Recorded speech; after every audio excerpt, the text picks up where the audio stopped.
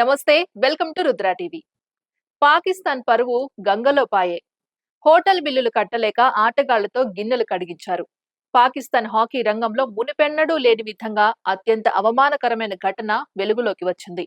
Australia పర్యటనకు వెళ్లిన పాకిస్తాన్ జాతీయ హాకీ జట్టు క్రీడాకారులు మైదానంలో స్టిక్కులతో విన్యాసాలు చేయాల్సింది పోయి హోటల్ గదుల్లో కిచెన్ క్లీన్ చేస్తూ గిన్నెలు కడగాల్సిన దుస్థితి ఏర్పడింది. ఈ విషయాన్ని స్వయంగా ఆ జట్టు కెప్టెన్ అహ్మద్ షకీల్ మీడియా ముందు వెల్లడించడంతో ప్రపంచ క్రీడా రంగంపై పాకిస్తాన్ పరువు మరోసారి మంటగలిసింది. బుధవారం ఉదయం లాహోర్ విమానాశ్రయానికి చేరుకున్న పాకిస్తాన్ హాకీ జట్టు సభ్యులు తమ పర్యటనలో ఎదురైన చేదు అనుభవాలను తలుచుకొని కన్నీరు మున్నీరయ్యారు. మీడియా ప్రతినిధులతో మాట్లాడిన కెప్టెన్ అహ్మద్ షకీల్ ప్రస్తుత పాకిస్తాన్ హాకీ ఫెడరేషన్ మేనేజ్మెంట్ పై తీవ్ర స్థాయిలో విరుచుకుపడ్డారు. ఈ యాజమాన్యం కింద మేము ఇక పని చేయలేం. ఒక మ్యాచ్ ఆడటానికి వెళ్లే ముందు అంతర్జాతీయ స్థాయి ఆటగాళ్లు కిచెన్ క్లీన్ చేస్తూ గిన్నెలు కడగాల్సి వస్తే ఆ జట్టు నుంచి మీరు ఎలాంటి ఫలితాలను ఆశిస్తారు అని ఆయన నిలదీశారు. క్రీడాకారులకు కనీస గౌరవం లేని చోట ఆడడం తమ వల్ల కాదని ఆయన స్పష్టం చేశారు. ఆస్ట్రేలియా పర్యటన ప్రారంభం నుంచే తీవ్ర సమస్యలతో సాగింది. జట్టు సిడ్నీ విమానాశ్రయానికి చేరుకున్న తర్వాత దాదాపు 12 నుంచి 13 గంటల పాటు అక్కడే చిక్కుకుపోయింది. ఎటువంటి సమాచారం ఇచ్చేవారు లేక తదుపరి ప్రయాణానికి ఏర్పాట్లు లేక ఆటగాళ్లు ఇబ్బందులు పడ్డారు.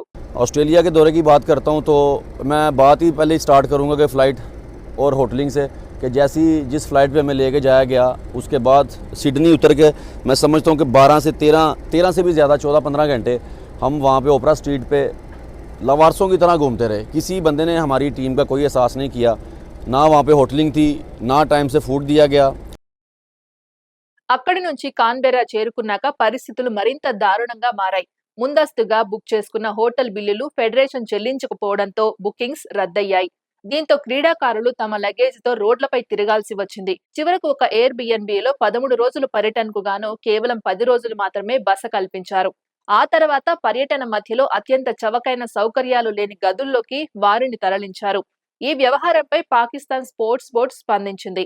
ఆస్ట్రేలియా పర్యటనలో ఆటగాళ్ల హోటల్ ఖర్చుల కోసం తాము ఇప్పటికే 10 మిలియన్ రూపాయల నిధులను విడుదల చేశామని బోర్డు స్పష్టం చేసింది. ప్రభుత్వం నిధులు విడుదల చేసినప్పటికీ ఆ డబ్బు ఏమైంది, ఆటగాళ్ల వరకు ఎందుకు చేరలేదు అనే ప్రశ్నలు ఇప్పుడు తలెత్తుతున్నాయి. ఫెడరేషన్ అధికారుల నిర్లక్ష్యం వల్లే అంతర్జాతీయంగా దేశం తలదించుకోవాల్సి వచ్చిందని పాక్ పౌరులు, అభిమానుల నుంచి విమర్శలు వస్తున్నాయి. జట్టు పడుతున్న ఇబ్బందులను బయట ప్రపంచానికి చెబితే క్రమశిక్షణా చర్యలు తీసుకుంటామని మేనేజ్మెంట్ తమను బెదిరించినట్లు కెప్టెన్ భట్ ఆరోపించారు. మా జట్టులో ప్రతిభావంతులైన ఆటగాళ్లు ఉన్నారు, కానీ మాకు సరైన కోచ్, మేనేజ్మెంట్ అవసరం. ఆస్ట్రేలియాలో మేము అనుభవించిన నరకం వల్లే ఇప్పుడు మేము గొంతు విప్పుతున్నాము. జట్టు పురోగతి సాధించాలంటే విదేశీ కోచ్ ను నియమించాలి అని ఆయన డిమాండ్ చేశారు. మేనేజ్మెంట్ వైఫల్యం వల్ల ఆటగాళ్ల ఏకాగ్రత దెబ్బతిన్నదన్నది. అందుకే ఆస్ట్రేలియా, జర్మనీతో జరిగిన మ్యాచ్ల్లో ఘోరంగా ఓడిపోయామని ఆయన ఆవేదన వ్యక్తం చేశారు.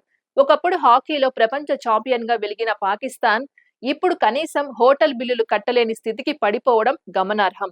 ఈ పర్యటనలో పాకిస్తాన్ ఆడిన అన్ని మ్యాచ్ల్లోనూ ఓటమి పాలైంది. ఆటగాళ్లు మానసికంగా కుంగిపోయి ఉండడమే దీనికి ప్రధాన కారణమని విశ్లేషకులు భావిస్తున్నారు. అంతర్జాతీయ స్థాయిలో దేశానికి ప్రాతినిధ్యం వహించే ఆటగాళ్లు గిన్నెలు కడిగారనే వార్త ఇప్పుడు సోషల్ మీడియాలో వైరల్ అవుతోంది.